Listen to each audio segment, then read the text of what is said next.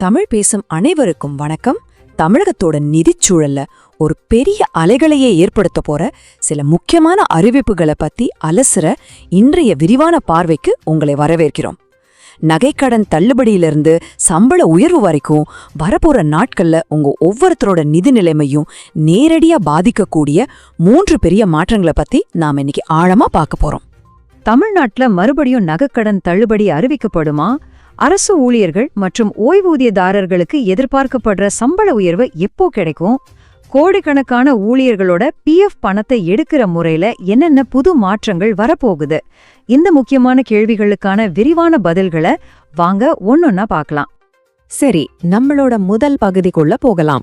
2026 சட்டமன்ற தேர்தலை நோக்கி அரசியல் கட்சிகள் அள்ளி வீசுற நிதி வாக்குறுதிகளை பத்தி முதல்ல ஆராயலாம். ஏன்னா இந்த அறிவிப்புகள் நம்மளோட அன்றாட வாழ்க்கையில ஒரு பெரிய தாக்கத்தை ஏற்படுத்தக்கூடும். அதனால இதில் இருக்கிற நல்லது கெட்டதை நாம கண்டிப்பா தெரிஞ்சுக்கணும். இப்போதைக்கு மக்களோட மிகப்பெரிய எதிர்பார்ப்பா இருக்கிறது நகைக்கடன் தள்ளுபடி. போன 2021 வருஷம் திமுக அரசு அறிவிச்சது போலவே இந்த முறையும் ஒரு குடும்ப அட்டைக்கு 5 சவரன் வரையிலான நகைக்கடன்கள் தள்ளுபடி செய்யப்படலாம்னு ஒரு செய்தி பரவலா பேசப்படுது. இது மட்டும் நடைமுறைக்கு வந்தா எண்ணற்ற குடும்பங்களுக்கு இது ஒரு பெரிய பொருளாதார நிம்மதியை கொடுக்குங்கிறதுல எந்த சந்தேகமும் இல்ல. ஆனா இந்த தள்ளுபடி எல்லாருக்கும் கிடைச்சிடுமா? போன முறையை வச்சு பார்த்தா சில கடுமையான நிபந்தனைகள் விதிக்கப்பட வாய்ப்பிருக்கு. முதல்ல ஒரு குடும்ப அட்டைக்கு 5 சவரன் அல்லது அதுக்கும் குறைவா கடன் வாங்கியிருக்கணும். ரெண்டாவதா தொடக்க வேளாண் கூட்டுறவு சங்கங்கள் இல்லனா நகர கூட்டுறவு வங்கிகள்ல வாங்கின கடன்களுக்கு மட்டும்தான் இந்த சலுகை பொருந்தும். மூணாவதா உங்க ரேஷன் கார்டும் ஆதார் எண்ணும் சரியா இணைக்கப்பட்டிருக்கிறது ரொம்ப ரொம்ப அவசியம். நாலாவதா ஒரு குடும்பத்துல இருக்கிற எல்லா உறுப்பினர்களும் சேர்ந்து வாங்கின மொத்த நகை கடன் 5 சவரனே தாண்டக்கூடாது. இந்த நிபந்தனைகள் ரொம்பவே முக்கியமானவை. போன முறை இந்த மாதிரி நிபந்தனைகளால தகுதி இருந்தும் பல பேருக்கு இந்த சலுகை கிடைக்கலன்னு ஒரு குற்றச்சாட்டு எழுந்துச்சு.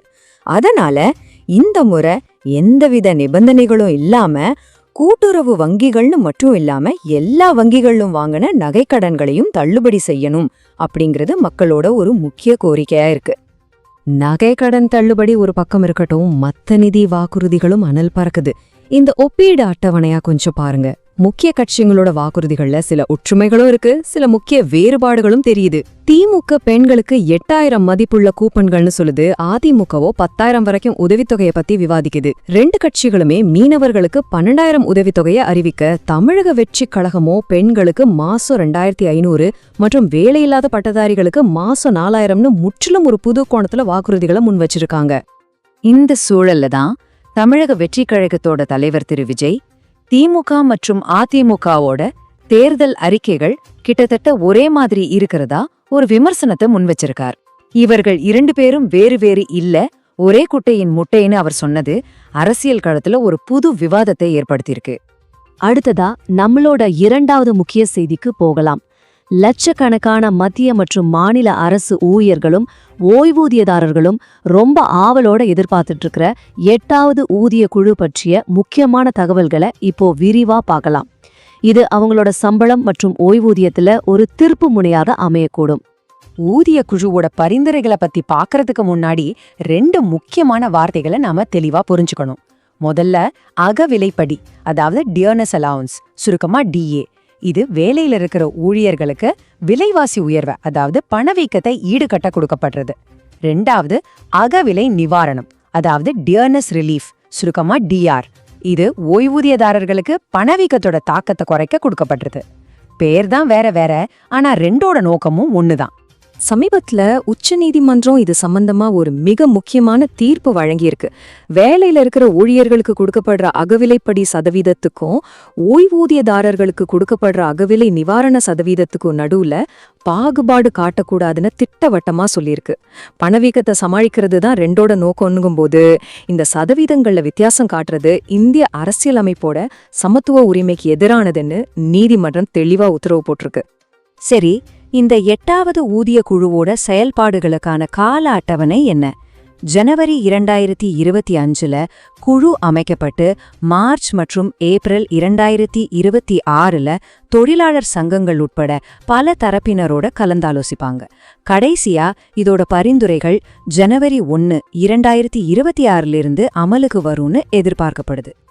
இப்ப எல்லாருடைய மனசுலயும் எழக்கூடிய மிக முக்கியமான கேள்வி, சம்பளம் எவ்வளவு உயரும்? பொதுவா ஃபிட்மென்ட் ஃபேக்டர்னு சொல்ற ஒரு பெருக்கி காரணிய வச்சுதான் புது அடிப்படை சம்பளம் கணக்கிடப்படும். அதாவது உங்களோட இப்போதைய அடிப்படை சம்பளத்தை ஒரு குறிப்பிட்ட எண்ணால பெருக்கி புது சம்பளத்தை நிர்ணயிப்பாங்க. தற்போதைய கணிப்புகள் படி இந்த உயர்வு 24% இருந்து 30% வரைக்கும் இருக்கலாம்னு எதிர்பார்க்கப்படுது. இது அரசு ஊழியர்களுக்கு ஒரு மிகப்பெரிய ஜாக்பாட் அறிவிப்பா அமையும். இந்த சதவீத உயர்வு ஒரு சின்ன உதாரணத்தோட பார்த்தா இன்னும் தெளிவா புரியும். இப்போ அடிப்படை சம்பளமா 20,000 ரூபாய் வாங்குற ஒரு அரசு ஊழியரோட சம்பளம் இந்த புது ஊதிய குழுவோட பரிந்துரைகள் அமலுக்கு வந்தா தோராயமா 46,600 உயர வாய்ப்பிருக்கு. இது ஊழியர்களோட வாங்கும் சக்தியையும் வாழ்க்கை தரத்தையும் கணிசமா உயர்த்தும். நம்மளோட 3வது மற்றும் கடைசி முக்கிய செய்திக்கு வருவோம். ஊழியர் வருங்கால வைப்பு நிதி, அதாவது EPFO அமைப்புல ஒரு பிரம்மாண்டமான டிஜிட்டல் புரட்சி வரப்போகுது. EPFO 3.0ங்கிற பெயர்ல அறிமுகமாகிற இந்த புது திட்டம் உங்க PF பணத்தை நீங்க கையாளுற விதத்தையே மொத்தமா மாத்தி அமைக்க போகுது.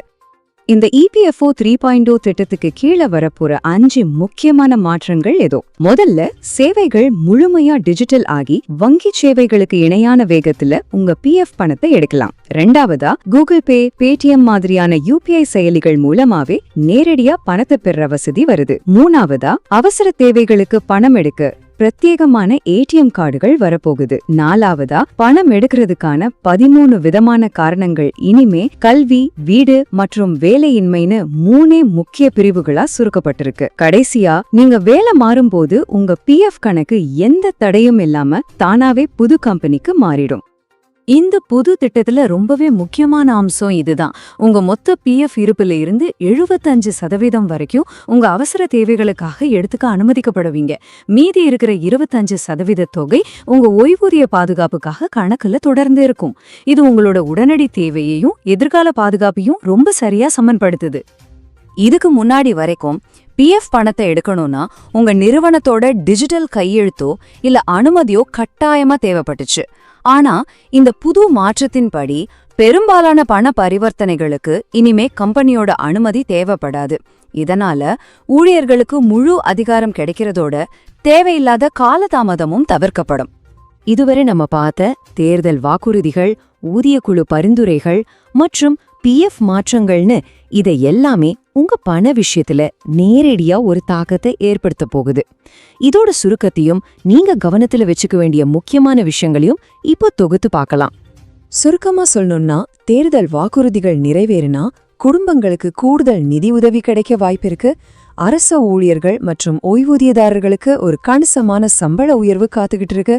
உங்க PF பணத்தை எடுக்கிறது இனிமே ரொம்ப சுலபமாவும் வேகமாவும் மாறப்போகுது. இந்த எல்லா சலுகைகளையும் சரியான நேரத்துல பெற உங்க ரேஷன் கார்டு, ஆதார் மாதிரியான ஆவணங்களை சரியான தகவல்களோட புதுப்பிச்சு வச்சுக்கிறது ரொம்ப அவசியம்.